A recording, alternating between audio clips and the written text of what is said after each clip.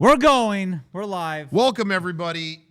Listen, you are on our Patreon. You see a side of Mega64 that not everyone else gets to see. And it is the holidays. And during the holidays, you tell the truth, as they said. Is that what they say? Love Actually, when he goes to the movie. door and shares the cue cards at Christmas, you tell the truth. I'm going to move on with my example. We don't have time for any other that tangents. bullshit movie. So at Christmas, you tell the truth. We are wrapping up movie clubs for the year, and someone came and messed with. I don't know what happened, but all the cameras were wrong or they're not working.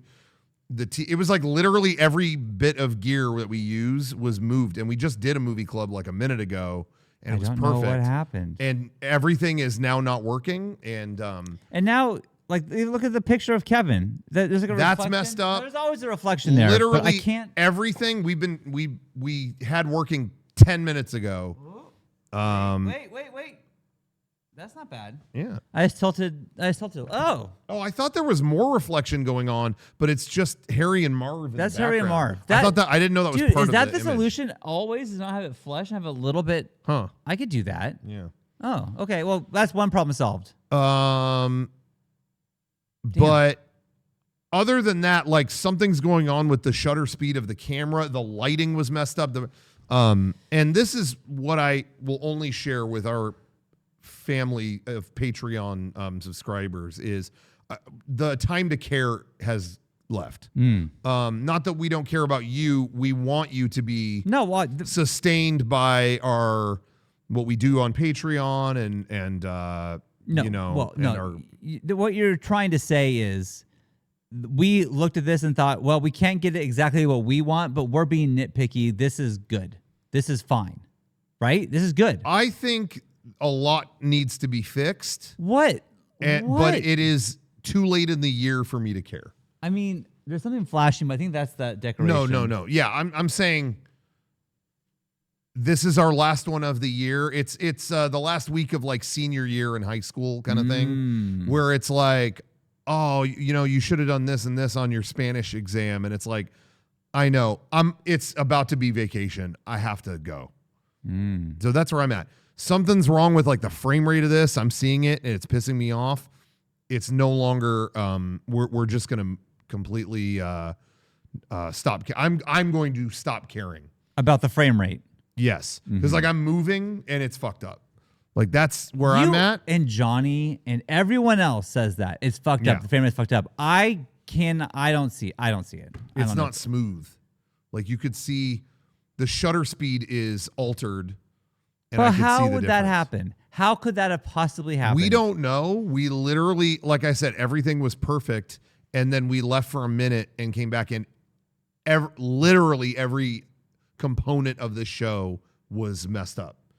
And we don't know why. And I don't have it in me to ever discover why. Yeah. Well, it's about to be, it's Christmas. And at Christmas, you tell the truth. I can't be made to care any longer. Yeah. Well, I never care about as long frame as rate. the episode gets out to you guys and it's watchable to the point where you can this consume is definitely watchable. Yeah. The normal attention to detail I would have is no longer in service. For 2024, it has since left. So I just want to be as candid as possible. If it's like, oh, the lighting could be better, Sean's a little hot, or this or that, we can't be bothered. It is Christmas break. The time to care has left. But not about you. We are doing this for you because we do care.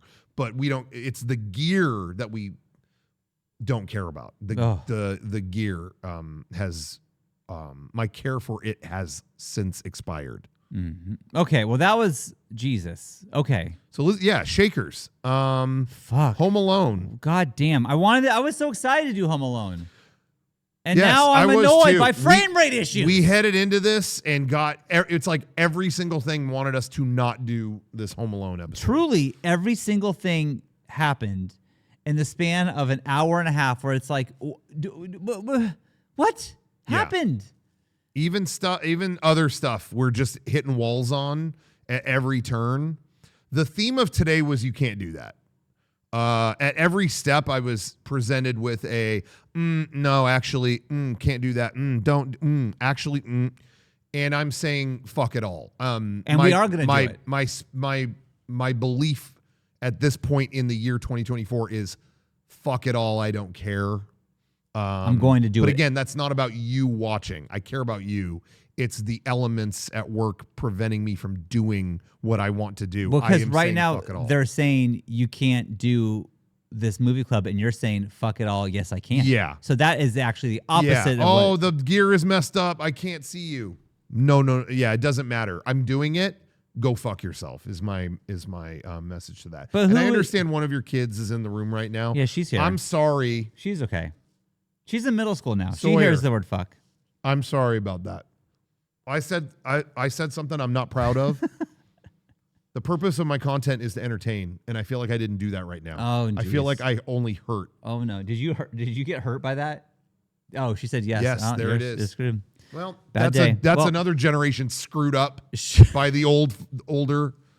You can say fucks. You were gonna say the old fucks. It's okay. No, I was gonna say the older generation. We should just start over and keep going, but we'll keep going. We'll keep tracking. I'm ready to wrap this one up. What? They leave him home alone. What, Sawyer? Oh, well, a kid at school did tell me I had to throw his backpack on and a water bottle. I was walking by myself, and the kid said, "You look old as shit," because he thought I think I was a student at first. He saw my face and realized, oh, he's a fucking old man. I will never forget doing that. I think it was that Scribble Knots video. Or I don't remember. Maybe it was. I thought it was. Yeah. Where the last time we used the school project excuse, and you said that, and the guy school project. And he went, school project. How old are you? Are you the teacher? You're the teacher. That's what it was. And I was like, damn, that hurt. That one hurt, and it was accurate. So, Okay, well, everyone, after our long-ass preamble about how technology is not on our side, but we have persevered anyways, we are going to talk about Home Alone. Now, last week we did Elf. Some people say Elf is the greatest Christmas movie of all time, and to those people I say, you haven't seen Home Alone, I'm assuming. That's what I would assume. This movie... Do you think... Okay, so... Is it your favorite Christmas movie? This is my favorite Christmas movie. Okay. This is the movie that in my house we only watch once a year on Christmas Eve when we have our Christmas Eve dinner. Okay. Right before the kids go to bed. Yeah. And Santa Claus comes to the house. This is the thing. This, to me, is the perfect Christmas movie. Yeah. For many reasons, which we will get into. But is it your favorite Christmas movie? It is mine. Yes. But my question is, do you think it is objectively the best Christmas movie? Now, that is a hard question to ask, because obviously we were kids and we saw this in theaters.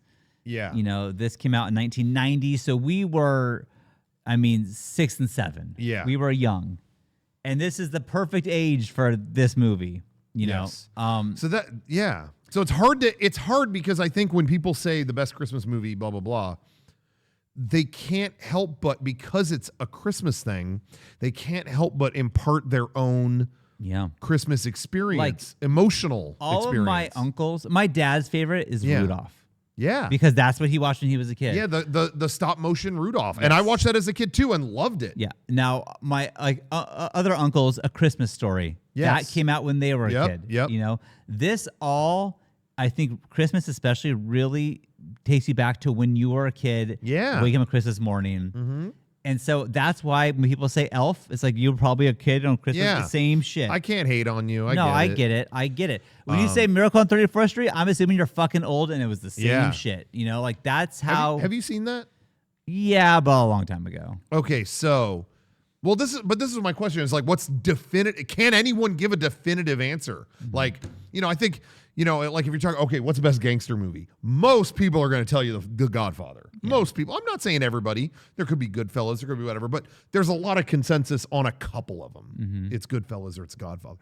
With Christmas, I feel like, what is it that it's definitive? I don't know if you can. What I think brings out the memory of being a child on Christmas. I think that's all you can go off That's what of. you have to go off of. Yeah.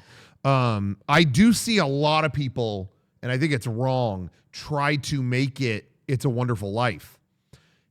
I just think that is so wrong. It's they played that a lot at Christmas. Yes. But it's like Christmas is in the last like 10 minutes of that fucking movie. Agree. Like that's not because it ranks high on all these lists. People think that that makes it the definitive, and I just don't think that's true. It's again tied to just some memories. Yeah. I also want to say this, and I apologize. I'm about to offend a lot of people. Yeah. I don't give a shit if Die Hard is or is not a Christmas movie. Oh my God. I don't care. Oh my God. No. And yeah. I feel like I'm constantly attacked, and I didn't even ask for it. It's just, what's your favorite Christmas movie? Die Hard. Because, yeah, that is a Christmas movie. Okay? Yeah. I don't give a fuck. You know what? The Sandlot could be your favorite Christmas movie. I don't give a fuck what you think it is. Yeah. I don't care. That is the Can't Sleep, Clowns Will Eat Me of Christmas movie opinions. I don't care. I don't care. If that is your favorite Christmas movie, fine. That's some I Can Has Foam shit. Fine. All right. If that's your favorite, fine. If I didn't ask for this debate, I didn't want to be involved in this debate. Yeah, you win. I get why you say it because it was a Christmas party. Got it. We're good. I don't need any more than that. Please. I'm so tired of seeing that, and it's just like I do feel like I've seen that go away though. Oh, I've seen it more. Months. Oh, really? Really? Yeah. It's like maybe I blocked all those people. It is just like a constant barrage of just it is. And if you can't deal with that, then I don't want to know you because that's the best. Okay. Oh, okay, I won't know you. I don't. And also, Die Hard. I love the movie. Yeah, but great movie. Sure, and if that's your favorite Christmas movie, fine. Yeah. Is that a Christmas movie or does it take place during Christmas? There are two different things to me. Yeah. But again, I don't give a fuck. And they're all, Bruce said it at an award show. He said it's a Christmas movie. Well, yeah. What happened to him? Oh, Rocco, this is dark. What? This has been a dark episode for a great. I'm just saying. Oh my God. Okay. Now here's the thing with this movie. Is it the best Christmas movie of all time? That's, again, up for debate. People, whatever. I think it's fair to have it on the list of up for consideration. It has to be. It's up for, it's nominated for best Christmas movie of all time. Whether it wins or not, that's up to you. But my reasons are this. The filmmaking is great. Yeah. The storytelling and how it wraps up with family and the theme of like being together for Christmas. Yep.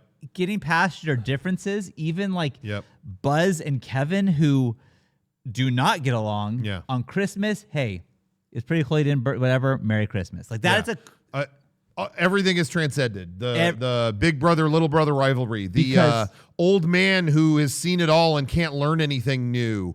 Learn something new from a little boy. Mm-hmm. I mean, you could go on and on. The setups and payoffs are immaculate. And it's throughout the whole thing while you are laughing. Now, I will also say, on top of all of the things that we just said, and this is what I do believe, there is no better soundtrack or score to a Christmas movie than this one. Yep.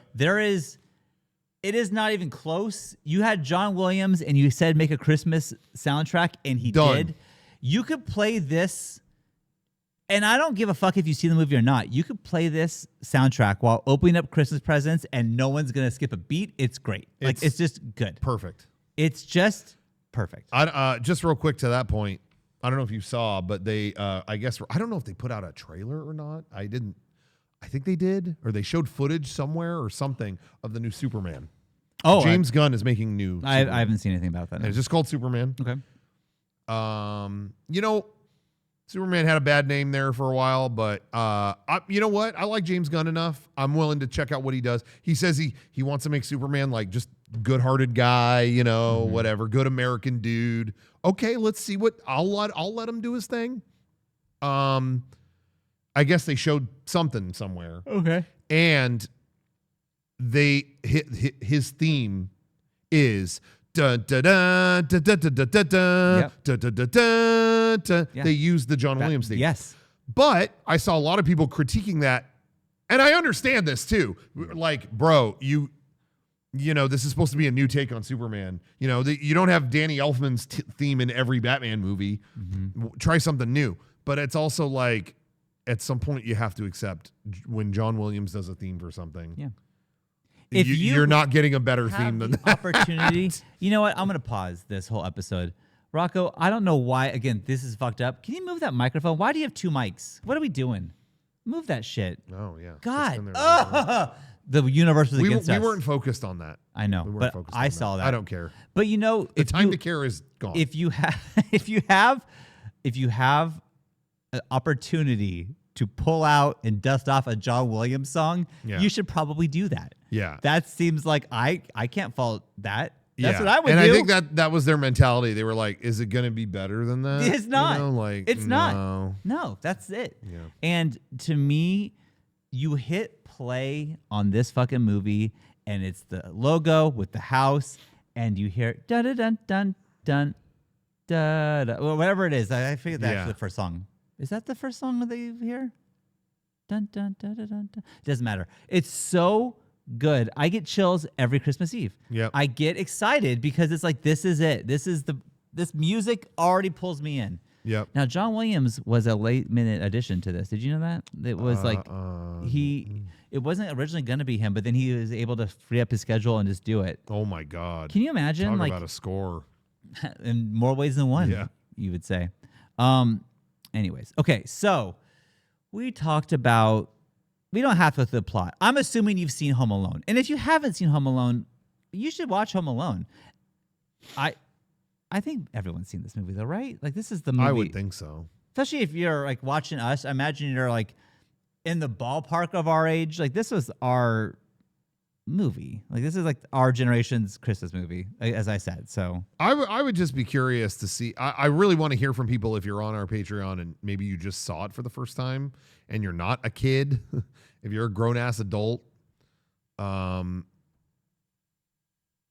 would be curious to see what you thought of it. Just seeing it now, you know, without that, you know, if it still like resonates or it doesn't. Yeah, you know, there are things that obviously, like when he is fucking with Marv and Harry. Yeah. As a kid, that was the peak of comedy. It couldn't be funnier. And now I watch it and it's not as funny as it once was. And I find other things, like I find John Candy to be a lot more funny than I did when I was a kid. Like things have switched a little bit. Yeah. But like I still get the humor in it. It's still funny. Like it's, you know, it's still good. And I love how it just changes tone so hard in the middle of this movie. Yeah. I don't know. I just feel like I'm ranting about how much I love this movie, but you can talk now, Rocco, if you want. Okay. No, I mean. All right. Well, the movie was written for Macaulay Culkin. Now, that's rare that a movie be written for a little kid, you know? Yeah. He was in Uncle Buck with John Candy. Yeah. The origin, you could see the origins of Home Alone in other media. And it's so funny because, you watch a couple other movies around this time, like, honestly, Planes, Trains, and Automobiles, a lot of the same cast there, a lot of, John Hughes connected. Mm-hmm. You see a little bit more of that in Christmas Vacation. Yeah. It's so crazy that so much of these things, so many of these classics have the same crew kind of like working on it and stuff. Yeah, it really is. Like they were on a fucking roll. Yeah. Hot streak. Do you know how much Macaulay Culkin was paid?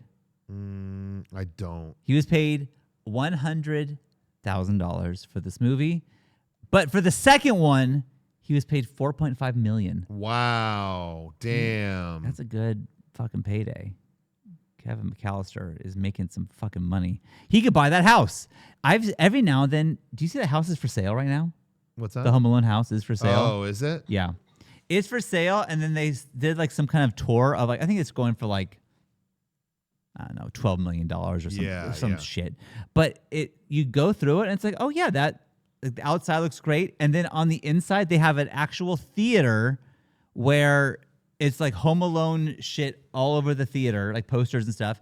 And then right outside of that is a fucking basketball court. Inside the basement is a huge basketball court. How funny. It's cool. I was just going to say real quick, you said he got 100,000. Yeah. When it factored into inflation today and stuff, that's about $250,000. That's pretty good. So that He was that still a cool, how old good was he payday. when they did that? I mean, he was pretty young. I don't know.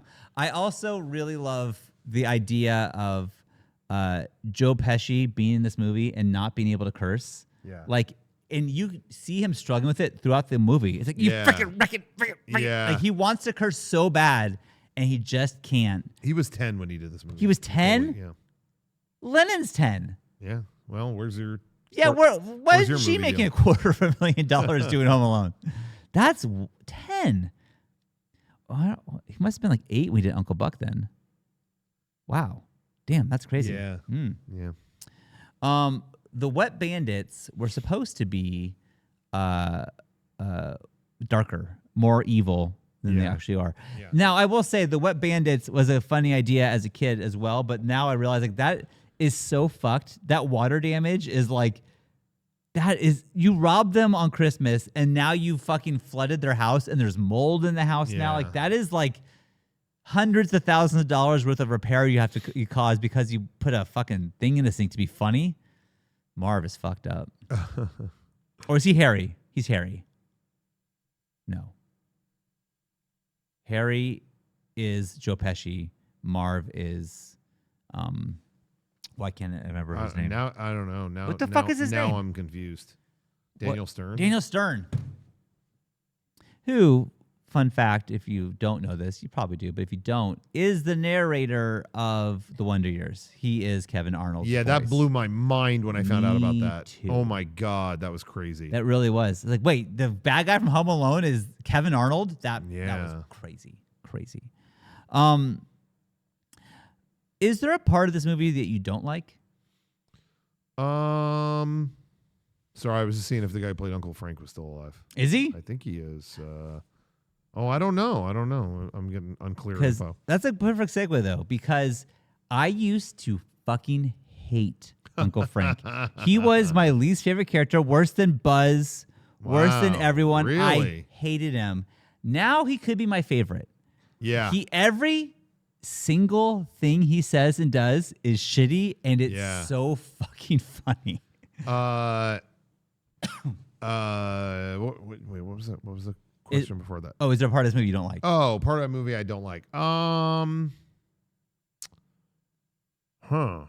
don't know. I'm trying to think, but I can't think. I mean, I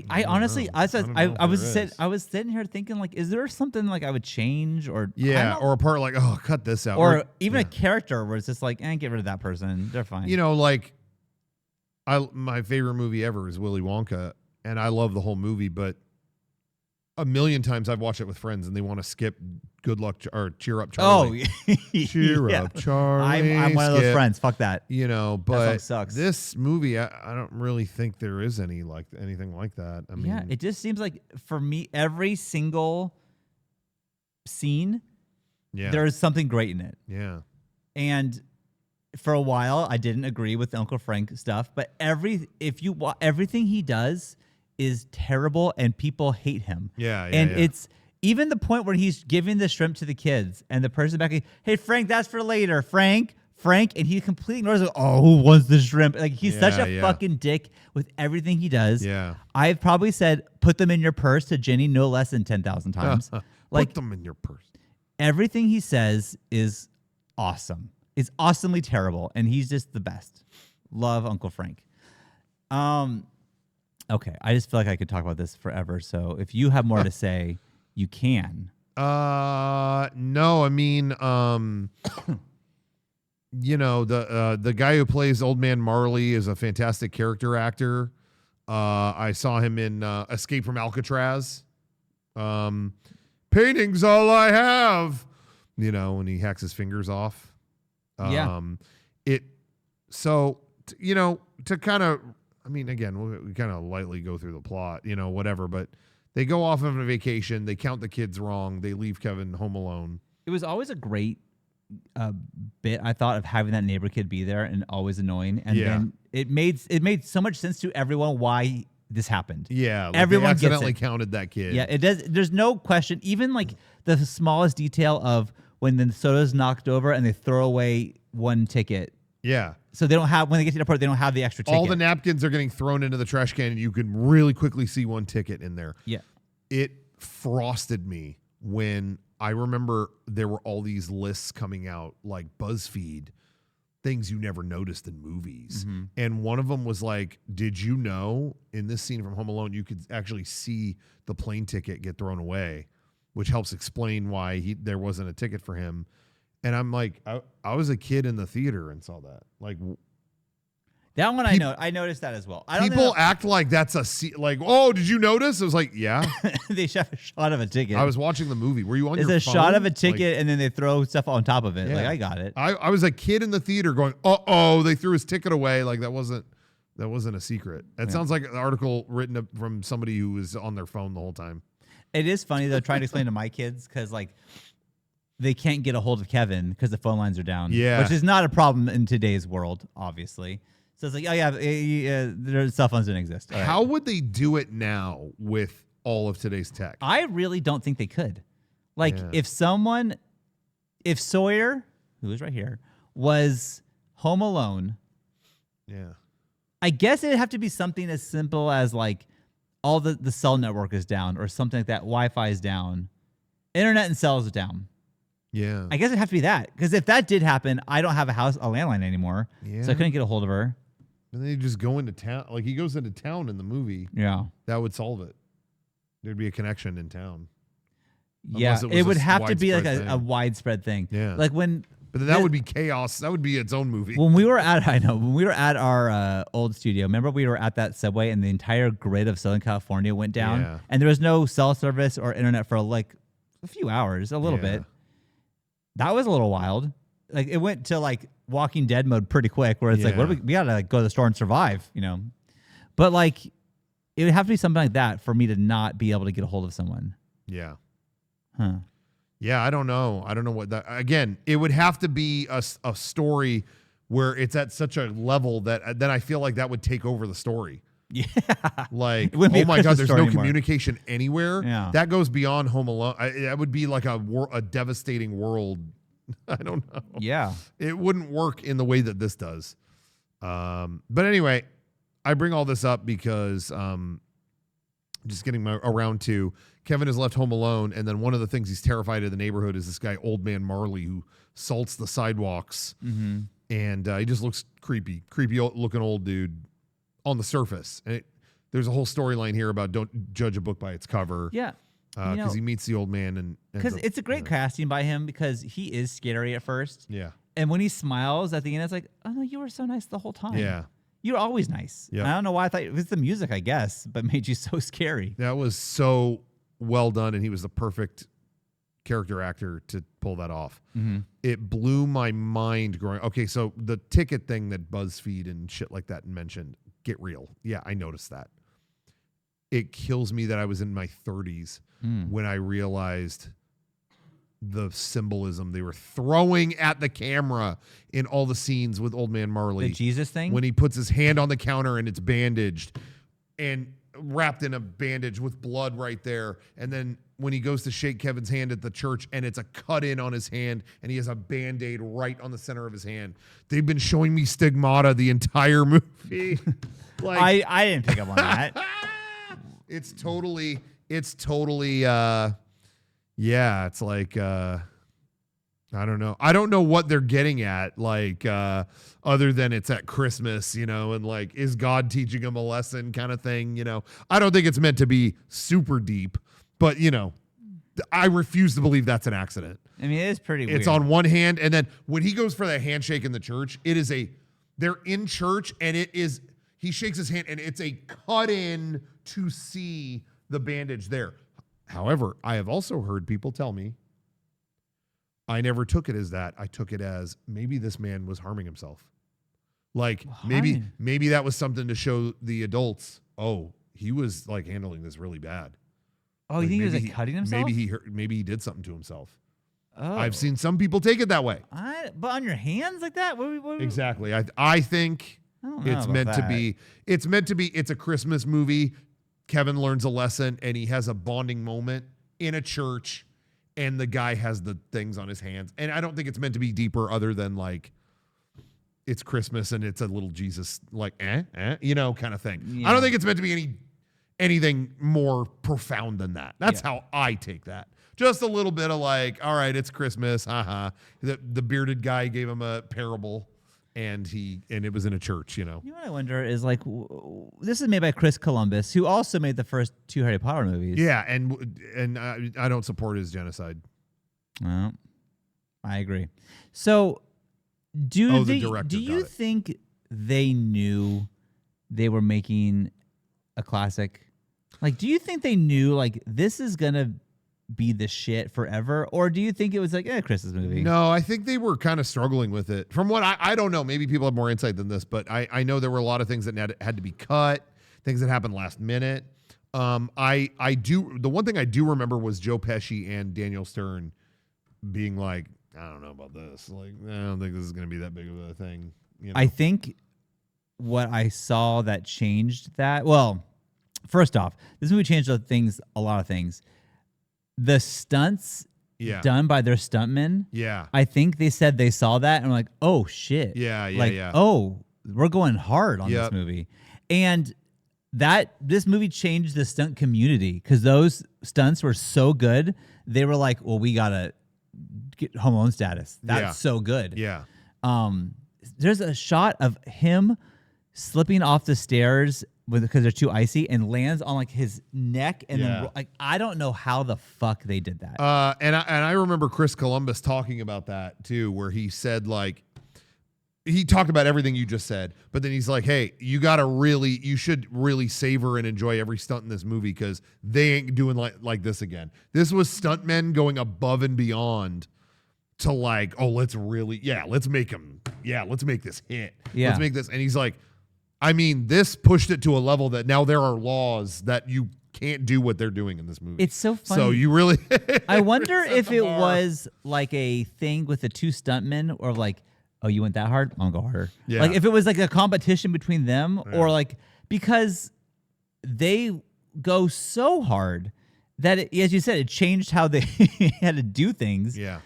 I wonder if it was like a friendly rivalry that they had, or if I don't know what made them think they should go this hard for a kid's Christmas movie. You know, like, I wonder what that was. Well, whatever it was, it encouraged everybody. Joe Pesci and Daniel Stern also, again, they also talked about how they saw them going hard. Then they said we thought we were giving our most over the top performances because it's like, we're never going to be judged by this. Like, this is who cares? Isn't going to be a hit. So let's just all go all out, and it'll at least be a fun to watch movie. And then it was like one of the biggest movies of their career. Mean, honestly, like Joe Pesci is clearly known for a lot of other things. Yeah. But he is known by the masses because of this movie, because every kid saw this movie, and no kid saw Joe Pesci before this. Kids weren't watching Casino. No. So this is the first time kids were exposed to Joe Pesci. Yeah. First time I was, for sure.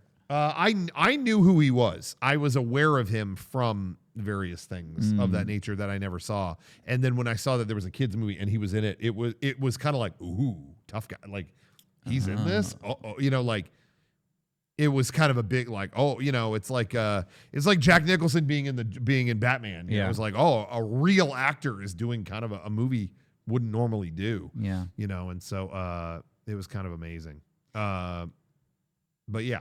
Catherine O'Hara is also my favorite. I love Catherine O'Hara. She's great. She's always been great. She rules and is great in everything she's done. She's done so many things that I fucking love. Like Best in Show, one of my I love that movie. I'm always surprised that people don't know. And just the other day, like a friend of mine found this out for the first time. I'm always surprised when people don't know she's Sally in Nightmare Before Christmas. They didn't know that. Oh no. yeah. All the like once a day, I talk to someone about that, and it's like, wait, what? I didn't know that. No, she is Sally. She was in all these kind of, she was in Beetlejuice. She was in, she was always like in my favorite stuff. So it wasn't a surprise to me. Recently, she was just in Schitt's Creek, a show that I loved. I know you haven't seen it, but like she was fucking awesome in that show. Yeah. It's like, I'm just so happy. And whenever it's her and Eugene Levy together, that's the key for me. For me. Anyways, honestly, get rid of the dad, put in Eugene Levy. Now you got a perfect movie. On Home Alone? I'm joking. I love the dad. Yeah, the dad. You need him. Like is if it was another comedy guy, it would tip the scale. I agree. A little too far. I agree. Not that he's not funny, but he's perfect for this role. Mm-hmm. Yeah. I remember being in the theaters and literally gasping, though, when Kevin goes, I am upstairs, dummy, to his mom. Yeah, like, yeah. Oh, my God. I think my mom or dad got mad. Like, oh, my God, you know. Like, yeah, it was like, oh, I saw a clip online where it was like, this was something like, it was quoted like, it was like, if I would have said this to my black mother, and it was like, I am upstairs, and then it's just a cut, and it's just Kevin in heaven before he even finishes the word dummy. Yeah. So it's so fucking funny. Anyways, do you know John Candy filmed his thing in one day? Yeah. 23-hour day. Damn. He did as a favor to John Hughes. Was it John Hughes? Was it? Who was the favorite for? Chris Columbus, I guess. I mean, he was on a ton of John Hughes. But John movies. Hughes wrote this, right? Yeah. So it was a favorite of John Hughes. Yeah. I want to say he produced it too, but maybe probably. Wonder why he didn't direct it.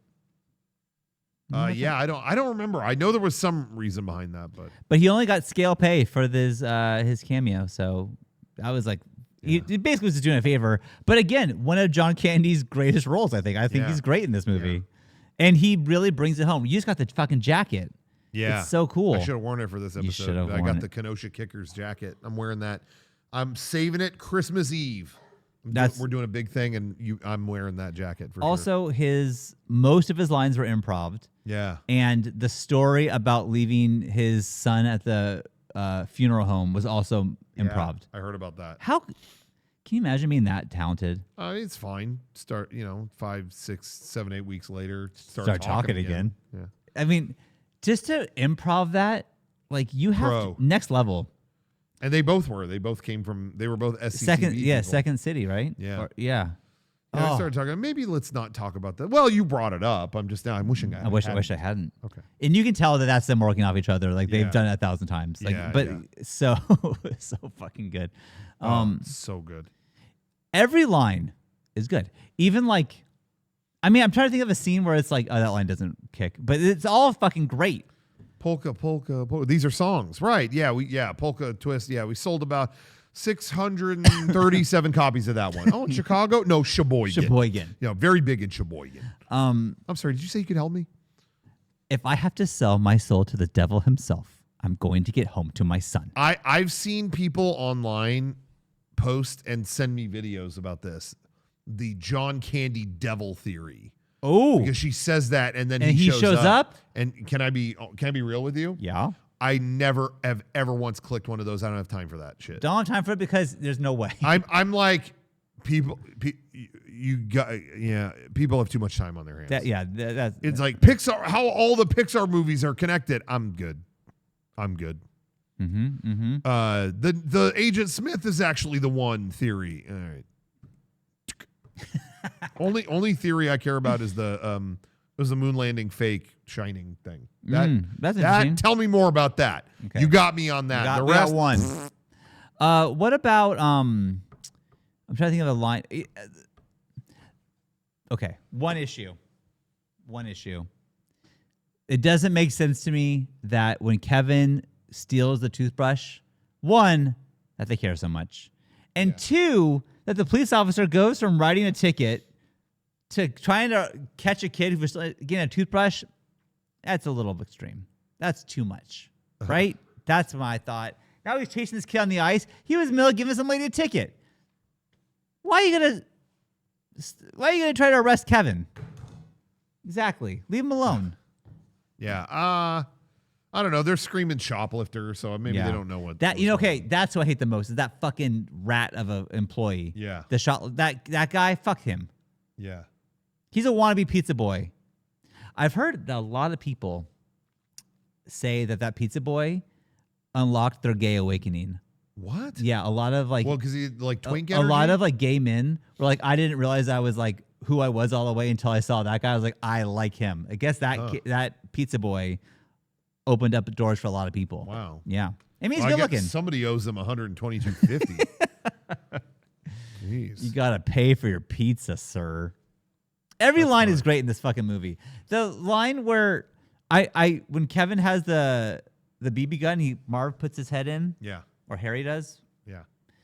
And, hello. I say hello like that all the time. Like that is like it has just become part of me. Also, this was at a time too where you really didn't hear the word shit that much, and when you did, it was funny. There was an era that it was. Yeah.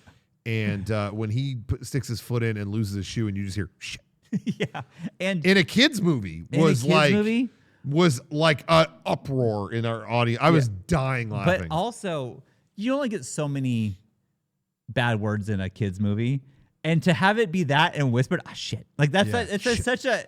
It's not. Oh, you little shit. Yeah. It wasn't that. It was shit. That's way better. That's way funnier. Yeah.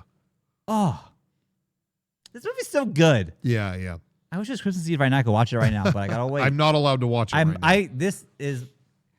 I have weird rules with Christmas. I can't watch this movie on any other day, and I also can't eat Captain Crunch unless it's Christmas. That's just the rules. What? That is my rules. That one's demented. I wasn't allowed to have cereal with sugar in it as a kid.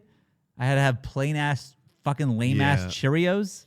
Except for on Christmas, we could have Captain Crunch. That was the rule. Whoa. And now I make the own rules. I can have whatever fucking cereal I want, but I still save the Captain Crunch for Christmas out of respect. Yeah, my parents were very careful about like preservatives and things like that. Mm-hmm. And then it wasn't Christmas. It was like your report card came in for this quarter.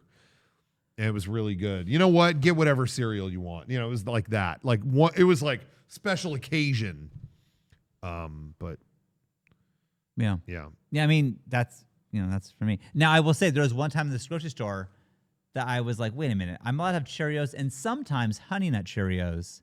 Let's see how much sugar is in that. And so I found Honey Nut Cheerios and then found the cereal I wanted, which maybe was like Lucky Charms, and it was like the same. Yeah. And I remember going to my mom like, this is the same amount of sugar.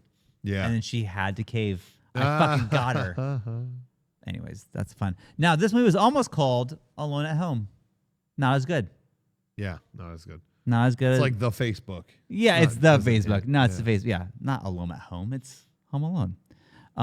Okay, so do you have a favorite part, though? Like, is there a part of this movie that, like, is your favorite? Oh, man. Honestly, him with Old Man Marley in the church. They're playing, and it's not often you want to hear, I'm just speaking for the people, speaking for the public. Mm-hmm. There's not a lot of movies where you're dying to hear a song, singing a song about Jesus. Mm-hmm. I would say most people you get to, if they're doing that in a movie, it's like, what is this?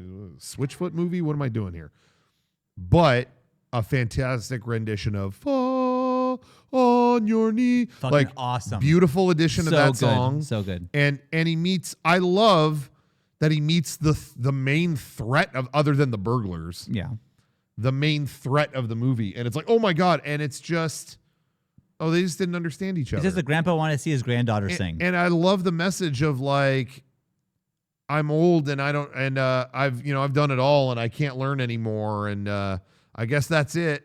And a kid teaching him, no, that's not it. Like, just call them. Like, what have you got to lose? Like, what? That's such a beautiful part to it. And it's fun. And then it's funny too, maybe we'll get you a nice, or whatever he says, get you a nice sweater. Yeah, in my grade, you get beat up for having it. Oh, okay. Well, that's not good. Whatever. Yeah. It's funny and it's touching, Yeah. And I don't know of a stretch of a, okay, I'm gonna take it a step back. Okay. Some people go back and forth on like Return of the Jedi. Mm-hmm. Some people, it's not my favorite Star Wars movie, but I watch what I'm seeing when I watch that movie. There's some parts that are whatever. That opening where they're infiltrating one by one Jabba's palace. Wait, what? Luke is giving up the droids? Wait, is that guard Lando? Wait, is that Leia? And little by little, it builds, and then you get that moment. All right, surrender or die. What? And then the music kicks in. Like, the plan just worked. Yeah, that we weren't in on. Fantastic opening. Yeah. There's movies that have things that build. The Godfather has the baptism, and you start to see people getting ready, and oh, the killings happen, things like that.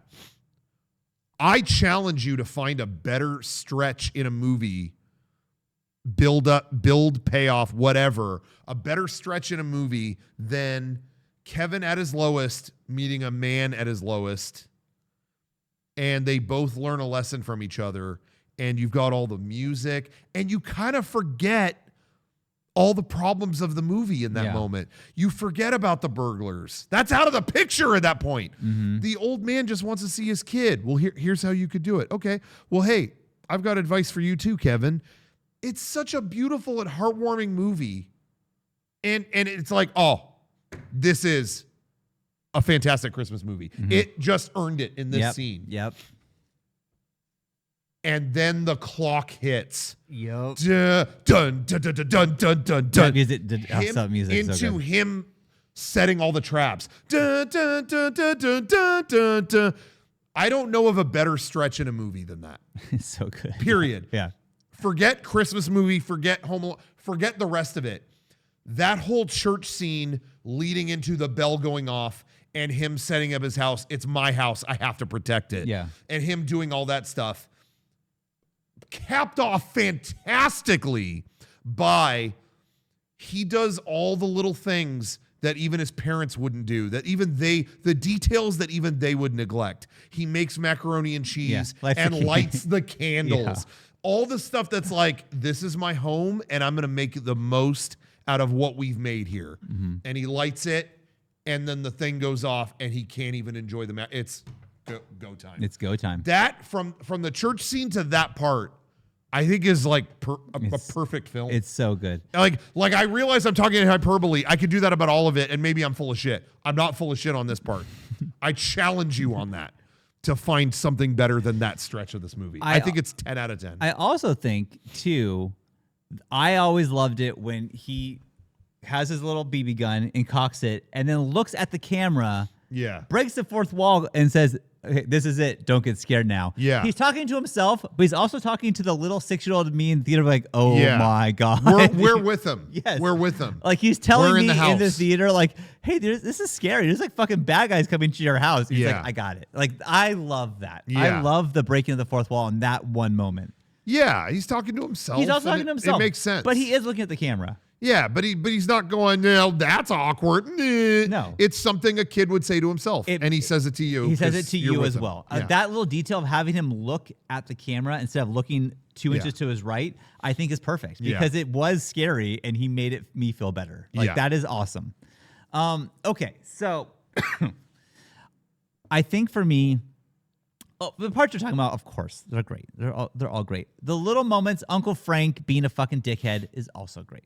I think this movie also has the best scream in any movie ever. Oh, when the tarantula is put on his face. So let's just real quick, just for the sake of it being in here. Yeah.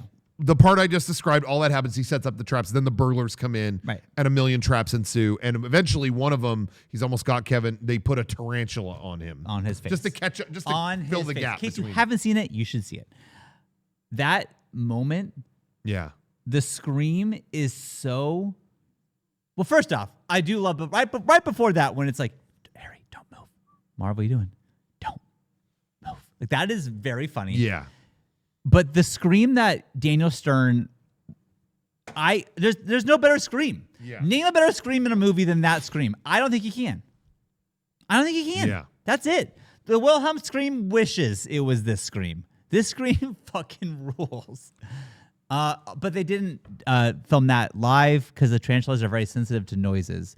Real tarantula didn't want to scare it, so he mimed that and then screamed later on. Just in case you wanted to know that. I didn't know that. In case you wanted to know that, I thought he did that on set. That's crazy. Maybe he did it on set, but he saved the tarantula. It wasn't in the tarantula's face. He did that. So. Wow. Or was it just a fake tarantula? No, it was real. Yeah. I mean, for that part, yeah. Oh, no. Wow. I love that was real tarantula, too. That was cool. Yeah. That's cool. I will say the stretch of him setting the traps, they also, to me, played it just the right amount where a kid could do this and it would suck. it's not like he built up like it gets a little ridiculous. Oh, a it's ridiculous. little bit. Yeah. But not so that you're not like, it doesn't like take you out of it. It's still, he heats up the doorknob. That probably wouldn't work, but it's enough that you go, okay, sure. But he also uses things like his Hot Wheels. Like he uses kid things to fuck with them as well. Yeah. Because it's like, okay, like he's been we see him in the basement. He knows where the paint is. Like he knows all this shit. Yeah. Like I believe all of it. And then he's also using his toys that he has lying around. Yeah. Like, so to me, it's like, yeah, this is all very kid-like It stuff. all follows his logic. It also sets up in the beginning that he's a shitty kid. He's a little shithead. Yeah. And I believe that all these traps and pranks, he's probably thought about doing this to Buzz for years. You know, like, honestly. And this is one thing I know we diverted a lot on this. I don't want to open this can of worms like I did with Love Actually. I always did enjoy the second Home Alone. Not on the level of this one. Yeah. Of course. But still, to me, I still love these characters. It was always fun to watch that too. And even always enjoyed it. And even like it's got that same kind of moment. I mean, they copy half the fucking shit from the first movie. But one of the but I did think it was well played in the second one. I told you how much I loved the moment in the first where it's my house, I have to protect it. There's that moment in the second one where he realizes that the bandits are going to take from a toy store that's giving to kids charity. Right. And he looks up and sees a sick kid in a hospital window. And I think they did well here. There's a point to me jumping around, I promise. Yeah. Where he says, you can mess with a lot of things. You can't mess with kids on Christmas. Even though you're replicating a thing from the first movie again, yes, it's hard to argue with that point he just made. He says that, and it's like, yeah, fuck these guys. Messing with kids on Christmas, that is a terminable offense. So you have, okay, you got me in. I'm interested because who can argue with that? Yeah, you're messing with kids on Christmas? Yeah, terminate them. Anyway, but even as a kid, the traps in the second one go to a painful degree that it was like, okay, all right. Okay, stop. And was the weak point of that movie. And to this day, like when they electrocute the knobs on the thing and he becomes a skeleton at one point. Yep. That gag was in Planes, Trains, and Automobiles, and it was funny because it is unexpected and it's there for 1 second when he gets scared on a car ride. Okay, it's gone. Anyway, with this, it was like, they're really suffering. It like I didn't buy that he could rig up any of this stuff, and it was all painful to the point of like, I'm starting to sympathize with the burglars now. What are we doing? Like, this movie, the first one, gets that just right, where it feels like he could do these things, and they're getting hurt just enough that it's just like, oh my God, fuck this kid. But it doesn't go so far that you're like, I don't want to keep watching this. And I feel like 2 does hit that point. Well, 2 to me is like he would have killed them long ago. They are dead. Yeah, it just felt like even the brick off the thing is like they would die. They're dead. Yeah. It just hits a point. I'm bringing this up. It's like it's hard to get that balance right, but the first movie does. And I feel like the nail in the foot, that's not going to kill you, but that sucks. But like, oh my God, that sucks. Terrible. Yeah, it's a lot of things that, oh my God, that sucks. And I just felt like it's delicate to do that, and they didn't even get it right. The same people couldn't get it right in the second one. Yeah. Where like 8 things happen that are like hospital level events. Yeah. That it's just like, well, we're gonna do this again. Like I don't know. So anyway, it just goes to show you how perfectly they crafted that first one. Yeah. And then we'll go to the end when Kevin finally does get caught. Now, what's weird to me is that Kevin his phone start working again. Yeah. And he calls and says that he's at his neighbor's house. I don't know why he's very not okay to get help here. Like, why doesn't he call the police and say what's going on? Like, hey, these guys are gonna break into my house. Can you come down and help me? Like, he doesn't say that. Maybe he doesn't want to get found out, but he's by himself or something. Or I'm not sure why that is. I think he wants them to go. He calls them to go to the other house, right? But why? Because I think he is. Oh my God, I'm getting all turned around now. But he goes over. Why does he go over there? Oh my God, I'm blanking out. He goes over there because he wants the police to arrest him there. Yeah. I don't know. I'm not sure why. Like when the phones come back on and he doesn't reach out for help is kind of like, okay. You know people are going to break into your house. Maybe he didn't want him to go into the traps and all that stuff, you know? Yeah, but we wouldn't have to set up the traps if he would have just called the police, which he could have done. Or he could have told the old man what was going on, and that would have solved the problem too. Because his plan was to rig the house and then Right. run to the other house for safety. Yes, but like my point is, and again, I'm not complaining, but I'm just like posing the question, why does Kevin... He's opening up to this old man about his life anyways. He could easily say, hey, there's robbers coming to my house tonight. Can you help me? And you're my neighbor. Can you help me? Problem solved. He was just scared. You see earlier in the movie, he's very scared of the police. Yes. And stuff like that. Yeah. So I don't know. I will say there was a deleted scene in Home Alone 2 because that's another thing is like he gets lost in New York and does not seek help at all. Right. And there is a deleted scene where he's on a plane and some college kid is sitting next to him talking about, this has never been released, but it's in the script, about a college kid is talking about how like, police are just, don't mess with the police, man. They're always finding a way to lock you up. You know, like it's probably like stoner college guy. Right. Trying to and scare it him. scares him. And it kind of contributes to this feeling of like not, being afraid of the police. But it was cut out of the movie. They reshot it with a French dude just keeps talking at him, and then he goes and puts on headphones. Anyway, but regardless, he goes over to the neighbor's house. It's been hit with the Wet Bandits calling card. They leave the faucet on at every house they rob. Yeah. And he goes over there, and there's a bunch of water there. It's funny. The first time I saw this movie in the theater. I forgot that was their calling card. I remember being a kid and thinking, why the fuck is their house full of water? I didn't make the connection at all. I was just like, what's wrong with their house? I was like, is their scene missing? Like, why is their house full of water? I felt stupid. But anyway, the Harry and Marv get him in that house. We're going to gnaw your fingers off. We're going to, like they threaten. Smash your face with an iron. Yeah. And then they turn around. Old man Marley's there and bashes him with a shovel. Yep. I'm going to ruin that scene for you. Okay. In a thing you can't unsee. I pointed this out to people, and they all have gone, damn, you ruined that part. Oh, no. Go ahead. I'm ready. Couldn't be clearer a stunt double is hitting them with the shovel. Oh, is hitting them? It is, old man Marley is hitting him with the shovel. Yeah. It is a young man in a wig. Oh. And it's barely hidden. Oh, no. Like, you're going to watch it now and go, oh, man, that's bad. Like, you can't unsee it. It is a young man dressed like the old man. That's hilarious. I wonder why. I mean, he's just doing big, heavy swings, and that dude was like 90. Couldn't do it, yeah. Yeah, so, and then, come on, let's get you home. Let's get you home. And they get him home, and he wakes up Christmas morning, and he makes he kind of is wishing, like, I wish I did have my family, blah, blah, blah. And then he goes in the living room, and his mom, Catherine O'Hara, is there. She got a ride with the polka bums. Oh, Kevin, I'm so sorry. Underrated. The most underrated part of this movie, I'm saying, is right here. Uh-huh. Never gets any credit, and everyone out there watching, I'm going to say what it is. Everyone out there is watching, you've seen a million video essays on this damn movie. You've read a million things. They never bring up this part. I'm the only one He's that's brave zeroed enough in on He's this. brave enough. I think it's yet one of 1,000 ingredients that makes this movie as good as it is. He turns around and the mom is there. It's a Christmas miracle. What does he do?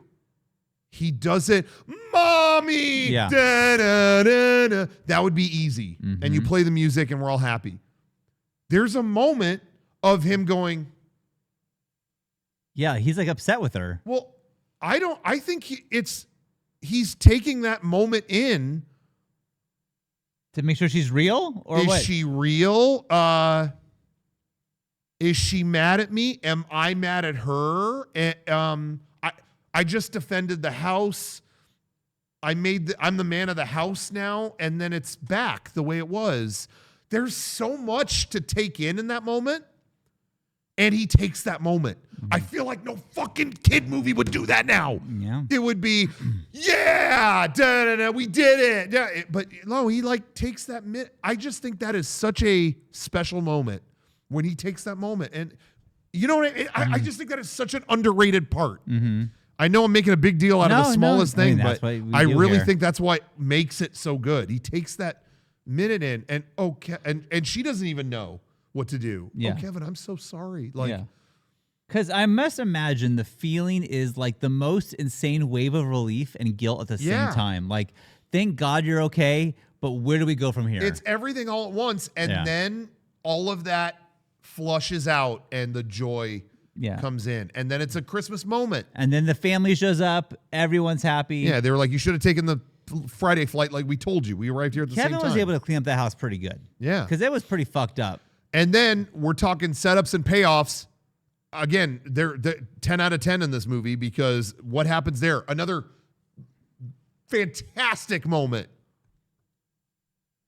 Oh, yeah. Hey, honey, what's this? Yeah. The one thing left behind. The gold tooth that you saw in Joe Pesci's mouth at the beginning of the movie that kept ding glimmering.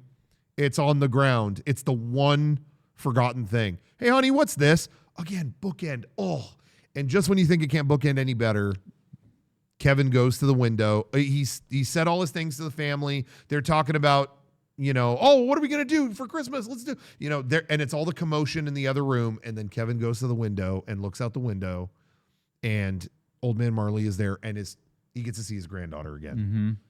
Oh, it's making me emotional even talking It's about so it. nice. It's so I've nice. seen this movie 1,000 times, and I'm going like, He's like oh. patting her head and then waves to Kevin, and he waves back. Oh, and the snow is falling in her hair. Oh, It's perfect. so good. It's perfect. And then Well, how's it end? the How does it perfect end? ending. Go the ahead. perfect ending.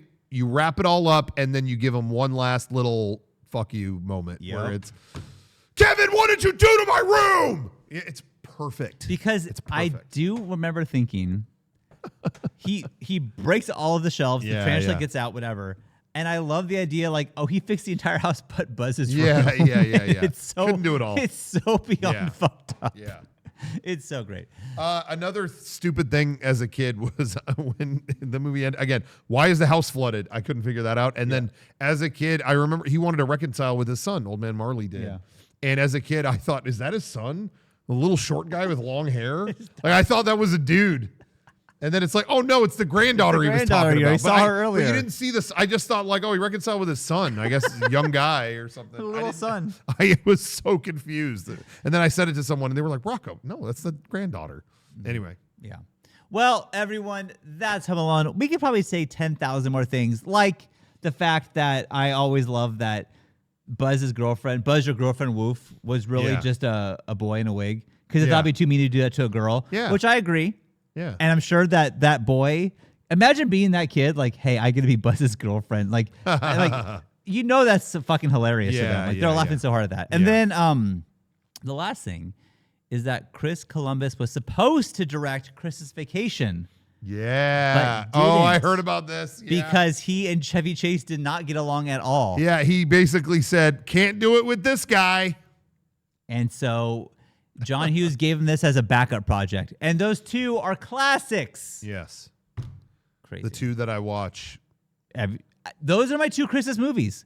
I watch Home Alone, and after the little ones go to sleep and we start doing the Santa stuff, we put on Christmas Vacation. So I watched both those movies Christmas Eve every I single didn't night. know what you were going to say for a second when you started What's doing that? She knows. Okay, Sawyer does know. Yeah, she was saying that before. She knew that we would keep watching movies without them when they went to bed. But when she did not know about Santa Claus, but now she does know. What about Santa? I don't understand. I'll talk to Rocco later about it. Don't worry, Sawyer. I'll tell him. I'll break the news to him the hard way. All right. Yeah. Okay. Weird. I don't know when this is going up, so if I'm jumping around in time, but I am seeing Christmas Vacation 35 millimeter at the New Beverly double feature with Ernest Saves Christmas. Oh. So I'll see you there. I've never seen Ernest in Christmas. I think I did when I was a kid. I don't remember. I don't remember. Christmas Vacation, though, if you want to do another one, we could. Yeah. We could. Yeah. I don't know what the next movie we should say, but going to do. Maybe we should not say movie. I don't know. What do we do here? for the I next think we movie? should leave it vague because I don't know if we're going to be back or I don't know what we're going to do. Well, how's this? Let's say this.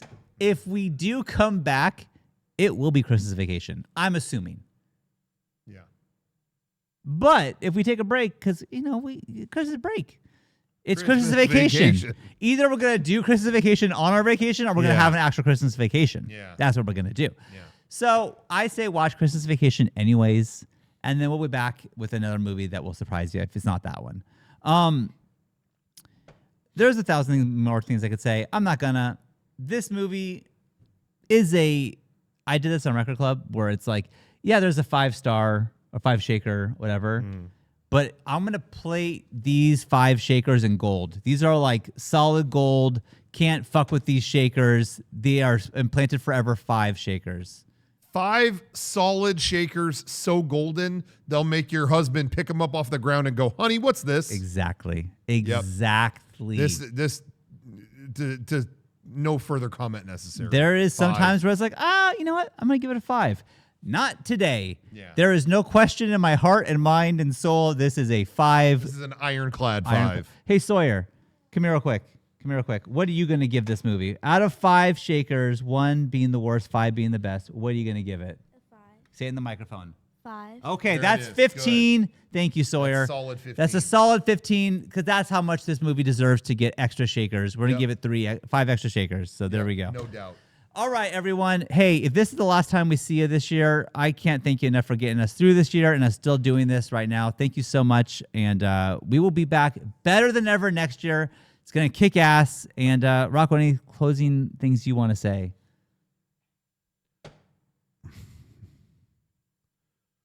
In the you know what? What?